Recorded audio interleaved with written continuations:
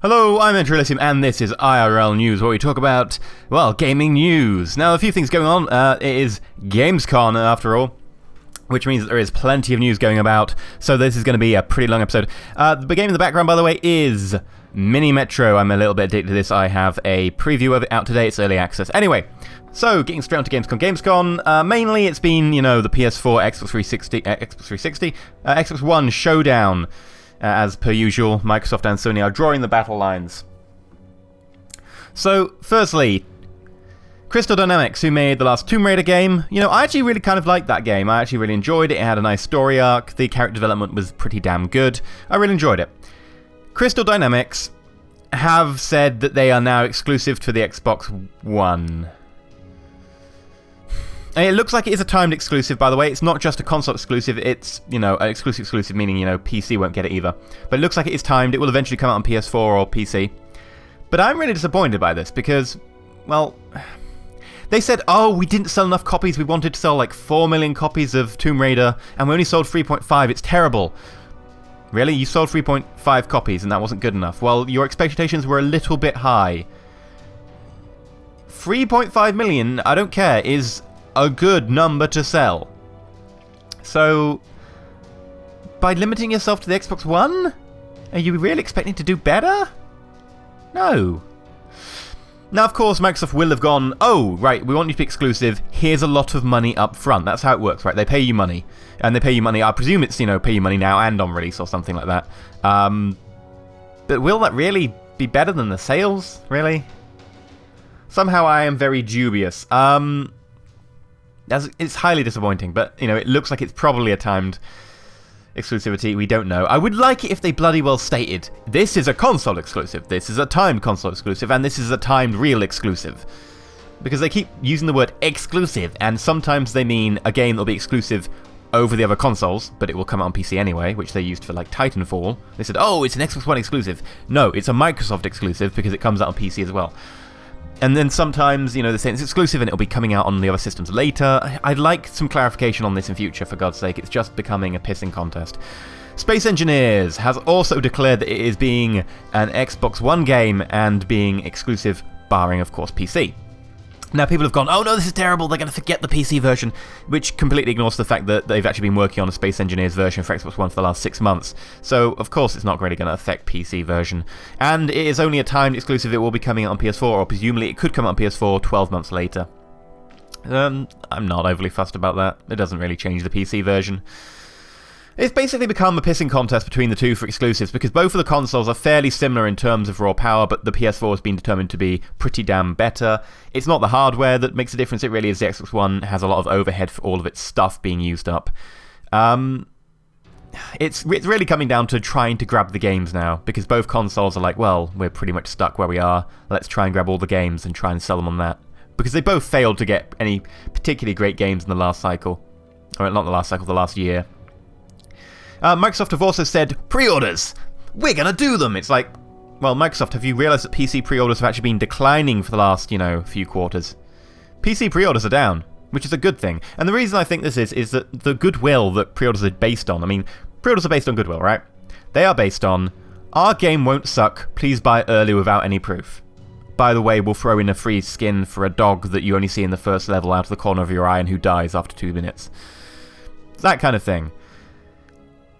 And it's been abused on PC, really. It has been, frankly, it's been abused. Because, well, they've always been a bit shit. Often. Not always, often. Often the pre-order bonuses have been a bit crap, but you still have to buy the game at full price to get that pre-order bonus, and then the game comes out, and it, quite often, is a bit less than its expectation. And of course, you could always just wait a few months and buy it cheaper on PC. And honestly, that's probably a better deal. So, the goodwill that pre-orders are based on is, buying something sight unseen is kind of gone on PC, and we're seeing a drop in pre-orders, which is great, because it means that people have to work for the pre-orders and the money and so on, rather than just hoping people will buy it on the premise that the people are stupid. But of course, Microsoft have gone, we've got a captive console market, and, maybe we could do pre-orders to them, they're probably more gullible. And it's true. For a start, they're probably not the same crowd as PC. There's probably a less overlap there. So they have the goodwill that they can burn on that market. Secondly, people on consoles are probably more gullible. And I know it's like, oh, just hating on console gamers. No, I say it's the next console gamer. As being a console gamer, you bought into a system, it's a psychological fact that you will be wanting to prove your purchase right. Because you've bought into this, you want to prove yourself right. You want to, self-validate that you bought the right console. It's why people get so, into the console war when it's a case of, well, it's a fairly obvious one for, hardware, and people actually, refuse to see that, say, the Xbox One is actually worse than the PS4 in that terms. People will want to self-validate, and I think that will make people more likely to go with this pre-order stuff and less likely to have their goodwill burnt out or admit that, pre-orders are a bad thing, which, we have definitely come to the decision on PC, and we have reached that stage because, well, they've been abused. And like any abuse of goodwill, it erodes very fast. And I think the PC demographic can be fairly savvy. So, Microsoft are going for pre-orders. It probably will work for them. I wish it wouldn't. There we go. Anyway, moving on to news isn't Gamescom related. There is a lawsuit, of course, going on between Sega, Gearbox, versus a class action lawsuit of plaintiffs.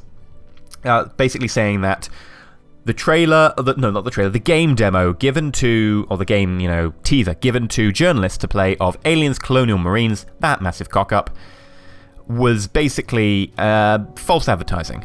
Because what happened was Aliens Colonial Marines came out and it was awful. It was just dreadful. It was glitchy, the AI was poor, the gameplay was poor, everything was poor, it was glitchy, it was unfinished. And when the journalists had seen it early, they went, oh, this is actually fairly good. It looks like it could be fairly good, yeah. Because they hadn't played the same game. They had played something that was completely different, because the bits that they had played, a lot of journalists said afterwards, yeah, that wasn't in the final game. We were playing something completely different. And they're basically being sued for, well, basically false advertising. I don't know exactly the details of the lawsuit, but it's on that premise that they're being sued. And Sega have said, yeah, we'll settle for $1.25 million. And the plaintiffs have agreed, and I think it's just the judge has to, say, yes, this is fine, you can go ahead and settle. So we're waiting on that. Which works out as less than $1 for each copy. Now, honestly, I'd prefer it to be higher. This is a massive dick move by Sega. Complete and utter dick move. Yeah, it should never happen, and I'm glad they're getting reamed for it, but I would rather they got reamed harder for it. It's completely anti-consumer. However, of course, it being a settlement, you do expect a lower amount. You expect them to come to a halfway house. And Sega have consistently gone, oh, we didn't do anything wrong. Bollocks, they did. And they wouldn't settle if the lawsuit had no merit. So they're settling, or probably going to settle for $1.25 million, which is just less than $1 per copy sold. I think that that's an okay, considering that, it's a settle. I would like them to be reamed for more, but it's a settlement. Gearbox are still in the lawsuit, however, and it doesn't get them out of it. Gearbox have actually asked to be dismissed because they said, oh, well, we were just making the game for these guys. We didn't have any, that wasn't our fault. Which, is a fair point of view, but I guess we don't actually know the details of the inside of all the lawsuity stuff and how it all went down. So I don't know if I can really say one way or another that, maybe Gearbox are right to be let out, or maybe Gearbox aren't.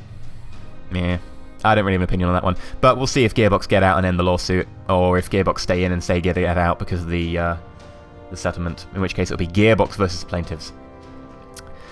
Finally, Twitch. So I did a rant on this, and there was lots of swearing in it. You can go watch it if you want, but warning, it's strong language. Twitch and their automated flagging system that they brought in to mute 30-minute chunks of all your past videos if they find anything copyright infringing. It's been going badly, as we expected, but actually worse than YouTube. A lot worse. For instance, in the charity livestream, 5th day for Charity Water, the Curl Polo expedition that Harv did, I gave him a video to play, and I had a bit of music in the background, and I knew for a fact this music was not copyrighted. Because it's available on Wikipedia. There's a bloody Wikipedia page saying how to use it and why it's public domain. It is the USSR's national anthem from, I think, the 40s, right? 44 lyrics. And, well, for a start, the USSR doesn't exert, or the Russian Federation now doesn't exert copyright on any of these articles, and it's a very old recording, and, several more reasons you can read the Wikipedia page if you want. But it got flagged, and I remember saying in the live stream, someone said, what if this got flagged? And I went, no, it won't get flagged. There's no chance this will get flagged. It would probably be illegal to have this in this database because they're asserting rights of something they don't have a right to. It got flagged. Well, we think it got flagged. A 30-minute chunk of it in the middle got flagged, so we assume it was that. It's completely ridiculous what Twitch are flagging for. We don't know exactly what got flagged, because it's a 30-minute chunk. But we assume it would be this. It's the only bit of music playing. And then, to top things off, my charity tie-in video on Twitch, where I did a stream, that got flagged. 30-minute chunk. What for? Nothing. I can't tell. It doesn't tell me what got flagged. It doesn't tell me a time of what got flagged. And I listened through the entire section. I'll probably put a link to the actual 30 minutes that got muted down below. I've copied it along to YouTube just for proof. The most I've done in that, there was no music of any kind, even stuff that I have a right to. The most I've got in that is I was humming, and my humming ability is not that good. And my humming only ever went on for 2 bars. Like, there's no chance that could have been flagged. Or at least I thought so. But apparently, my humming's that good, Twitch. My humming is that good. Now, we expected it to go poorly. This is beyond poorly, and I still haven't heard a reply to my email other than the we'll look into it boilerplate copy-paste thing. Honestly, it's complete cock-up. Twitch have completely dropped the ball on this one. I'm highly unimpressed, and actually I'm getting more and more adverts on Twitch personally when I'm watching adverts on Twitch that override my mute settings, and that's a bit shit. That is really a bit shit. Come on, Twitch. For a start, if I'm streaming and then I open my dashboard and it plays my video and plays, muted, that's fine. That normally happens. I then hide it. But if I'm streaming and I open my dashboard, it opens an advert that overrides my mute settings, and everyone on the stream needs to listen to that advert. Wow. That's stupid. Thank you, Twitch. Come on, Twitch. I like your website. I like what you're doing. But... Really? Really, I am very angry with you. Anyway, I've been EnterElysium. As always, you can find the link to that 30-minute chunk that got muted down below. So you can see for yourself that, well, there isn't anything there to be muted. And I've been EnterElysium. If you've enjoyed today's show, like, subscribe, all that jazz. I've been EnterElysium. Stay shiny.